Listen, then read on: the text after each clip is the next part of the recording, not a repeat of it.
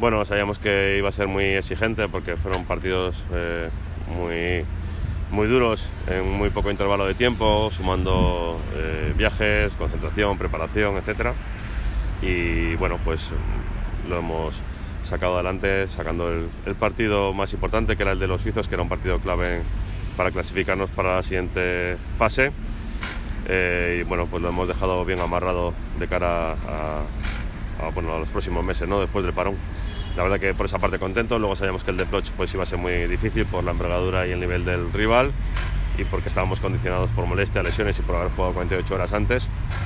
Pero bueno, incluso habiendo estado todos, sabíamos que iba a ser muy difícil ser competitivos, y bueno, yo creo que no perdimos la cara, estuvimos luchando hasta el final con la participación de todo el mundo, y bueno, yo creo que en las circunstancias en las que estamos es para estar más que orgullosos.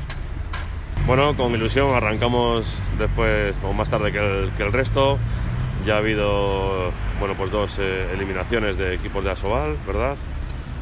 Y quedaban, pues queda el partido de Valladolid aplazado y este nuestro de mañana. Bueno, con mucha ilusión y con esa precaución por pues no quedar eliminados en estas rondas previas. No, hombre, es evidente, ¿no?, que nosotros somos favoritos contra un equipo de plata, y teniendo en cuenta que nosotros somos Asobal y estamos arriba en la clasificación, equipo de Europa, ¿no? Pero bueno, no te puedes relajar, es un partido y hay que hacer bien nuestro trabajo, estar serio, estar concentrado, estar metidos en competición y sacar la eliminatoria adelante. O ellos o nosotros, la Copa es supervivencia, así que tenemos que darle esa importancia y sobre todo tener esa mentalización. Bueno, pues un equipo con mucha gente joven que juega muy rápido, con mucho ritmo, en defensa con distintos tipos de defensas que presionan bastante. Sobre todo destacar pues el ritmo en la circulación de balón y el ritmo en el contraataque.